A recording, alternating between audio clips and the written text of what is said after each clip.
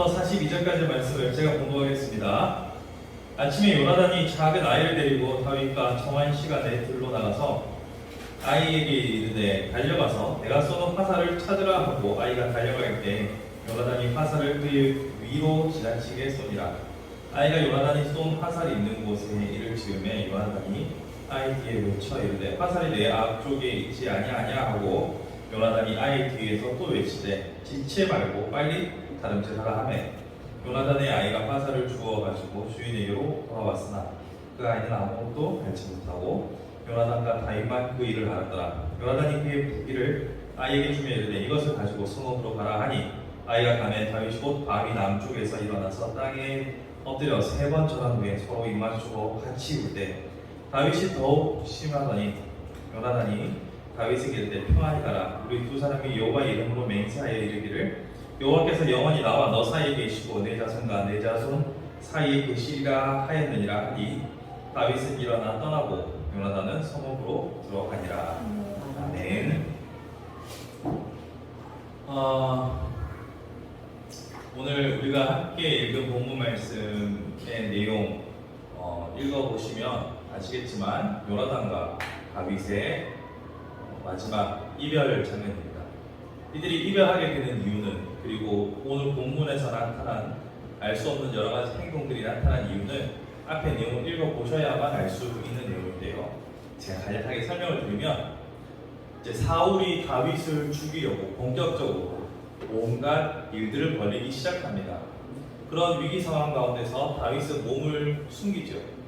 처음에는 우발적인 것처럼 창을 집어 던져서 죽이려고 했다가 나중에 대놓고 군사들을 보내서 죽이려고까지 했습니다. 그래서 다윗은 몸을 숨겨서 그의 생명을 유지하고자 했죠. 이때 요나단이 아버지의 의중을 내가 한 번 더 최종적으로 하겠다라고 이야기합니다. 그래서 초하룻날 식사 자리에 불참한 다윗에 대하여서 아버지 사울이 어떻게 반응하느냐에 따라 최종적으로 확인을 하기로 이야기를 마쳤습니다.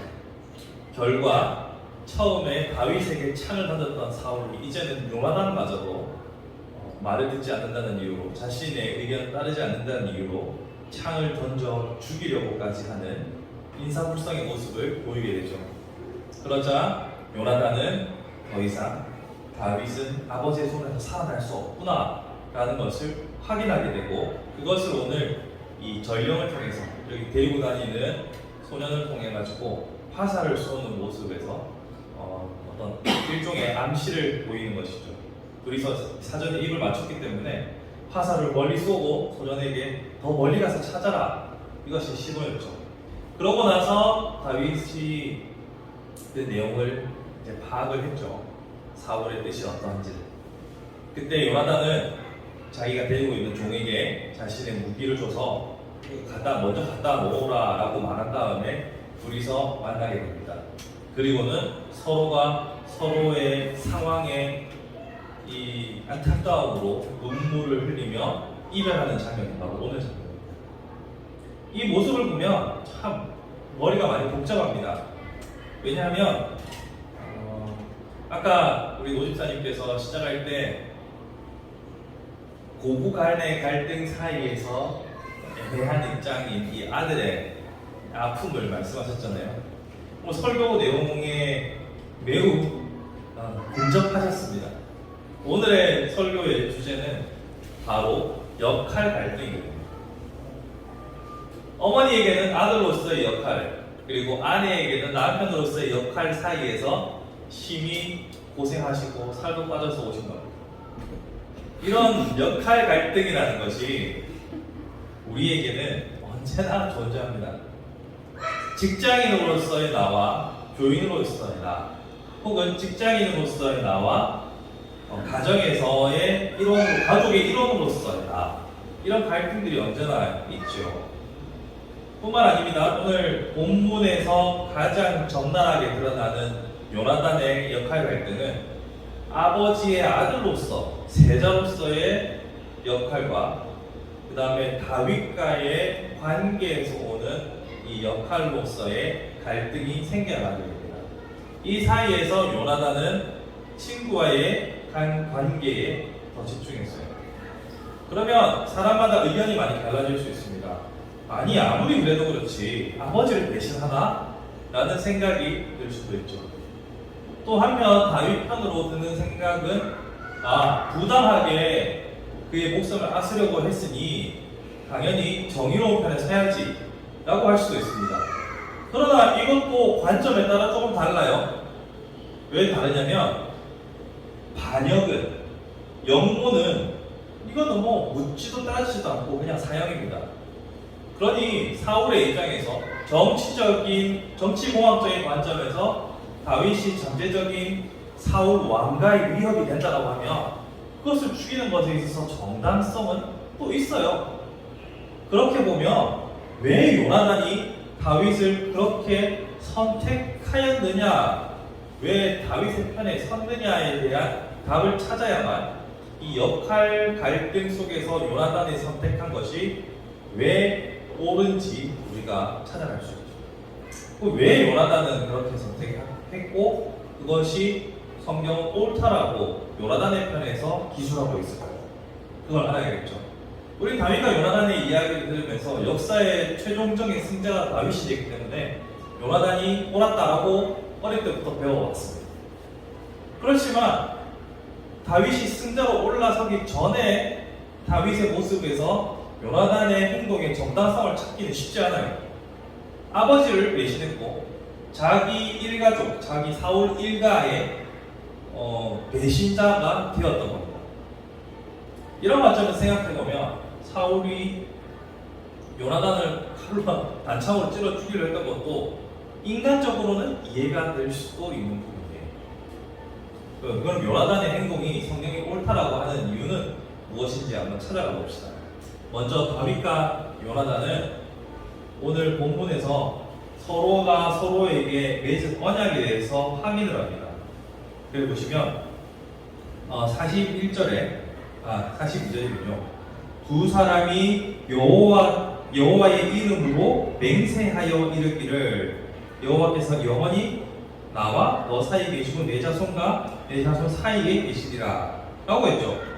이걸 보시면 다윗과 요나단이 서로 언약한 것을 알 수 있습니다. 여기서 새로 한 언약이 아니고요. 요 앞에서 먼저 이미 둘 사이에 언약이 있었습니다. 서로가 서로의 자녀들을 지켜주기로 약속을 한 것이 있습니다. 그러니까 요나단은 정확하게 다윗이 기름 부음 받았다는 사실에 대해서 인지했는지 못했는지는 알 수 없습니다. 아마도 몰랐지 않았을까 생각해 봅니다. 하지만 이 사실 여부를 떠나서 두 사람은 여호와의 이름으로 서로가 서로에게 언약을 했어요. 우리가 다윗과 요나단 하면 우정의 대명사 아닙니까? 이들은 단순히 친구 아이가 이런 우정의 차원이 아니라 그들이 여호와의 이름으로 서로의 안전을 위해서 언약을 하는 사이였어요. 그러므로 요나단은 아버지가 그리하든 그렇지 않든 간에 그가 여호와 앞에서 했던 그 언약을 신실하게 지키기 위해서 물론 사랑하는 마음도 있었지만 그 사랑하는 마음과 언약의 신실한 모습을 일관되게 보여줬기 때문에 요나단의 행동에 대하여 성경은 이것이 지극히 옳다라고 요나단의 입장에서 성경을 기술하고 있는 겁니다. 우리는 단순히 다윗이 승자였기 때문에 역사의 승자였기 때문에 다윗의 편에 있었던 요나단이 잘했다 이렇게만 생각할 것이 아니라 요나단은 지극히 다윗을 사랑하였고 그가 하나님 앞에서 했던 언약에 신실했다는 사실을 주목해야 합니다.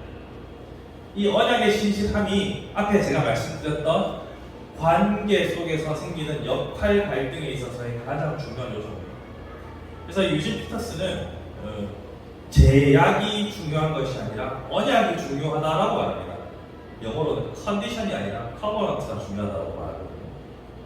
되게 라인이 맞아떨어지죠. 제약, 언약, 컨디션, 커버넌트 뭐 이렇게 맞아떨어지는데 우리는 컨디션, 그러니까 우리에게 제약이 되는 요소, 제한적인 요소들을 많이 살펴볼 수밖에 없어요. 그거를 우리는 흔히 제한된 요소들을 잘 살필수록 철이 들었다라고 하고 제한된 요소들에 대해서 별로 고려하지 않는 사람을 아직 철이 덜 들었다라고 말하잖아요. 그러니까 우리가 언제나 제한된 요소들, 지금 우리가 하는데 걸림돌이 되는 요소들에 대해서 눈을 크게 뜨고 살펴볼 수밖에 없어요. 하지만 그보다 더 중요한 것이 있다는 것인데 그것이 바로 언약이라는 거예요.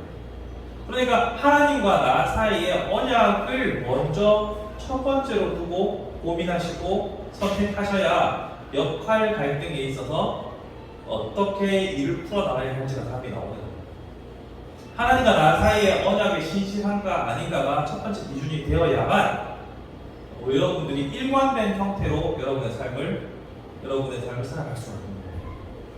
여러분 사실 제약되는 요소들을 생각하다 보면 너무 걸리는 경우가 많아요. 그러니까 이래서 안 되고 저건 저래서 안 되고 특별히 신앙생활에 있어서 이건 이래서 못하겠고 저건 저래서 못하겠고 생길 수 있죠. 그렇지만 요나단이 그랬던 것처럼 성경의 많은 인물들이 그랬던 것처럼 제한이 된 요소가 우리의 발목을 잡도록 내버려 두는 것이 아니라 하나님과 나 사이의 언약이 무엇인가를 기억하고 언약을 첫 번째로 생각한다면 다른 모든 관계들은 그 다음에 일이라는 거죠. 그러면 우리에게 주어진 언약은 무엇인가를 한번 생각해 봐야 합니다. 여러분과 하나님 사이에 맺은 언약은 무엇이 있습니까? 하나님께서는 창세전부터 여러분들을 택하시고 구원에 이르는 구원의 언약을 신실하게 지켜오셨습니다. 그리고 그 언약의 결과 여러분들은 하나님의 백성, 자녀가 되었습니다. 그리고 그 언약을 따라서 여러분들은 하나님 앞에 여러 가지 약속들을 하셨을 겁니다. 개인적인 약속들이 뭔지 저는 모르겠습니다. 그런데 그 언약들이 언제나 일관되게 잘 지켜지고 있다. 그러기는 쉽지 않습니다. 그리고 여러분들이 성경의 말씀을 듣고 아멘으로 화답하였다면 그것 또한 이미 언약의 한 영역이라고 생각합니다. 말씀을 듣고 성경이 내 이웃을 내 몸과 같이 사랑하라, 원수를 사랑하라 했을 때 내가 아멘 했다면 빼박입니다. 그렇다면 여러분들이 아멘으로 받아들인 모든 말씀에 대해서 신실하게 살아가고자 하는 치열한 몸부림이 있을 때 먼저 그 나라와 그 일을 구할 때 그 모든 일들이 형통하게 이루어지리라는 것을 믿음으로 들어가셔야 합니다. 근데 이런 것도 있어요. 성경에서 내 부모를 공경하라 라는 말씀이 분명히 있고, 맞죠? 내 이웃을 내 몸과 같이 사랑하라는 계명이 있어요. 이 두 개가 지금 요나단과 사울 사이에서 나타나는 거잖아요. 갈등으로.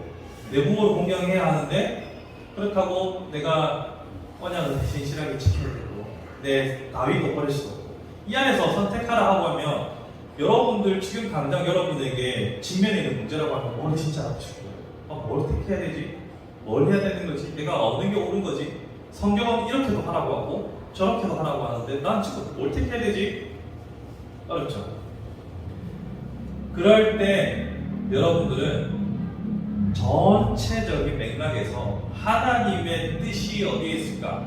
이걸 좀 다른 말로 풀면 하나님께서 우리에게 주신 사명을 중심으로 생각해 봤을 때 하나님의 역사는 어디로 흘러가는 것이 옳은가?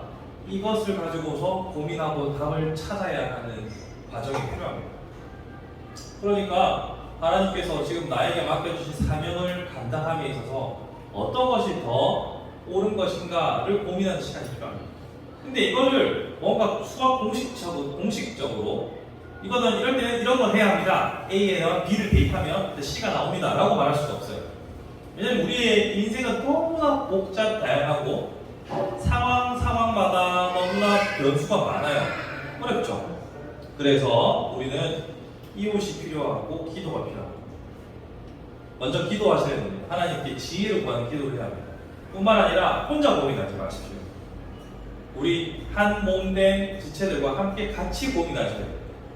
같이 고민하면서 내가 미처 발견하지 못한 부분 그리고 하나님께서 주시는 음성들을 다양한 형태로 듣는 귀를 여셔야 합니다. 여러분이 직접 하나님의 음성을 직통 계시로 받는 분들이 아니라고 한다면 하나님께서 주시는 여러 가지 소스들, 다양한 경험들을 여러분들 활용하셔야 됩니다. 여러분 여행 좋아하시잖아요. 여행을 가면 어떤 것들이 여러분들을 설레게 합니까? 많은 사람들은 새로운 음식, 새로운 환경, 새로운 경험들, 또 눈이 즐겁고 입이 즐겁고 막 여러 가지 생각들 하잖아요. 근데 여행이 주는 또 중요한 의미 중에 하나는 내가 보지 못하던 관점을 새롭게 볼 수 있는 거죠. 그러니까 한국에서는 당연하다고 생각했던 것들이 외국에서 당연하지 않음을 느낄 때 우리는 이것밖에 몰랐구나 라는 것을 깨닫게 됩니다. 그렇죠. 늘 우리는 다른 경험을 통해서 성장합니다. 마찬가지로 다른 사람들과의 대화와 그런 이야기들을 통해서 우리는 더욱더 시야가 확장되고 그 사람들을 통해서 하나님께서 우리를 깨닫게 하시기도 한다는 거죠. 그런 의미에서 우리가 역할 갈등이 불거지고 어떤 선택을 해야 될지 모를 때는 기도하며 또 같이 대화를 나누는 것이 필요합니다. 이 두 가지의 균형이 참 중요합니다. 어떤 사람들은 기도는 열심히 하는데 누구와 대화하지 않습니다. 누구와도. 또 어떤 사람들은 대화만 합니다. 정작 야 네가 기도하라고 라고 주변에서 아무리 얘기해도 기도한다니까 말은 하는데 대화만 합니다. 둘 다 안 좋아요. 둘 다 병행하는 것이 좋습니다. 물론 기도의 비중이 더 커야 한다는 것은 제가 말씀드리지 않아도 여러분 잘 아시겠죠. 이처럼 우리에게 주어진 역할의 갈등들 그리고 여러 가지 상황 속에서 선택의 장애가 올 때 우리는 요나단이 바른 선택으로 하나님 앞에 인정받았던 것처럼 우리도 바른 선택을 하기 위해서 날마다 기도하고 교제해야 합니다. 우리가 이렇게 기도하고 바른 교제를 하는 상태를 다른 표현으로 깨어있다라고 말합니다. 깨어있는 성도로서 언제나 옳은 선택, 옳은 판단으로 하나님께 칭찬받는 저와 여러분들의 삶이 되었으면 좋겠습니다.